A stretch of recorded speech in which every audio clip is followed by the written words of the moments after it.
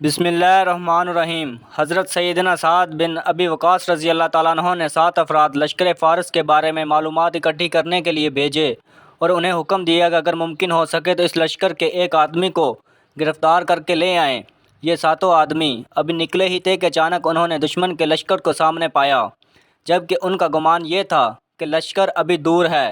انہوں نے آپس میں مشورہ کر کے واپس پلٹنے کا فیصلہ کیا، مگر ان میں سے ایک آدمی نے امیر لشکر سعد کی جانب سے ذمہ داری لگائی گئی مہم کو سر انجام دیے بغیر واپس لوٹنے سے انکار کر دیا، اور یہ 6 افراد مسلمانوں کے لشکر کی جانب واپس لوٹ آئے، جبکہ ہمارا یہ بطل اپنی مہم کی ادائیگی کے لیے فارسیوں کے لشکر کی جانب تنہا بڑھتا چلا گیا۔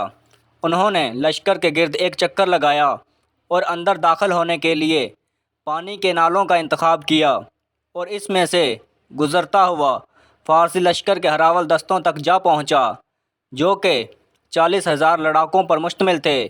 پھر وہاں سے لشکر کے قلب سے گزرتا ہوا ایک سفید خیمے کے سامنے جا پہنچا، جس کے سامنے ایک بہترین گھوڑا بندھا کھڑا تھا۔ اس نے جان لیا کہ یہ دشمن کے سپہ سالار رستم کا خیمہ ہے، چنانچہ یہ اپنی جگہ پر انتظار کرتے رہے یہاں تک کہ رات گہری ہو گئی۔ رات کا کافی حصہ چھا جانے پر یہ خیمے کی جانب گئے اور تلوار کے ذریعے خیمے کی رسیوں کو کاٹ ڈالا، جس کی وجہ سے خیمہ رستم اور خیمے میں موجود افراد پر گر پڑا۔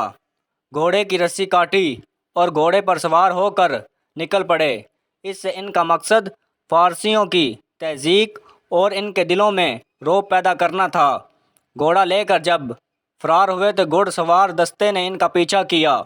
جب یہ دستہ قریب آتا تو یہ گھوڑے کو ایڑی لگا دیتے، اور جب دور ہو جاتا تو اپنی رفتار کم کر لیتے تاکہ وہ ان کے ساتھ آ ملے، کیونکہ وہ چاہتے تھے کہ ان میں سے ایک کو دھوکے سے کھینچ کر حضرت سعد رضی اللہ تعالیٰ عنہ کے پاس ان کے حکم کے مطابق لے جائیں۔ چنانچہ 3 سواروں کے علاوہ کوئی بھی ان کا پیچھا نہ کر سکا۔ انہوں نے ان میں سے 2 کو قتل کیا اور تیسرے کو گرفتار کر لیا۔ یہ سب کچھ تنہا انجام دیا۔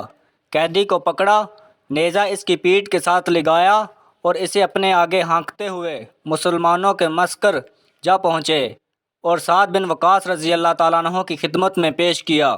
فارسی کہنے لگا کہ مجھے جان کی امان دو، میں تم سے سچ بولوں گا۔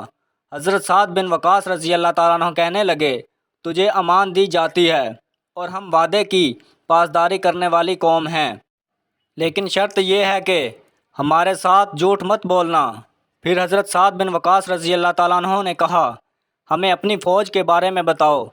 فارسی انتہائی دہشتناک اور ہذیان کی کیفیت میں کہنے لگا، اپنے لشکر کے بارے میں بتانے سے قبل میں تمہیں تمہارے آدمی کے بارے میں بتلاتا ہوں۔ کہنے لگا، یہ آدمی ہم نے اس جیسا شخص آج تک نہیں دیکھا۔ میں ہوش سنبھالتے ہی جنگوں میں پلا بڑھا ہوں۔ اس آدمی نے 2 فوجی چھاؤنیاں عبور کی جنہیں بڑی فوج بھی عبور نہ کر سکتی تھی۔ پھر سالار لشکر کا خیمہ کاٹا، اس کا گھوڑا بھگا کر لے اڑا۔ گھڑ سوار دستے نے اس کا پیچھا کیا، جن میں سے محض 3 ہی اس کی گرد کو پا سکے۔ ان میں سے ایک مارا گیا جسے ہم 1000 کے برابر سمجھتے تھے، پھر دوسرا مارا گیا جو ہمارے نزدیک 1000 افراد کے برابر تھا، اور دونوں میرے چچا کے بیٹے تھے۔ میں نے اس کا پیچھا جاری رکھا اور ان دونوں مقتولین کے انتقام کی آگ سے میرا سینہ دھک رہا تھا۔ میرے علم میں فارس کا کوئی ایسا شخص نہیں جو قوت میں میرا مقابلہ کر سکے، اور جب میں اس سے ٹکرایا تو موت کو اپنے سر پر منڈلاتے ہوئے پایا۔ چنانچہ میں نے امان طلب کر کے قیدی بننا قبول کر لیا۔ اگر تمہارے پاس اس جیسے شخص اور افراد ہیں تو تمہیں کوئی ہضمیت سے دوچار نہیں کر سکتا۔ پھر اس شخص نے، اس فارسی نے اسلام قبول کر لیا۔ کیا آپ جانتے ہیں کہ یہ عظیم بطل کون تھے جنہوں نے لشکر فارس کو دہشت زدہ کیا، ان کے سالار کو رسوا کیا اور ان کی صفوں میں نقب لگا کر واپس آ گئے؟ یہ طلحہ بن خلید الاسدہ رضی اللہ تعالیٰ عنہ تھے۔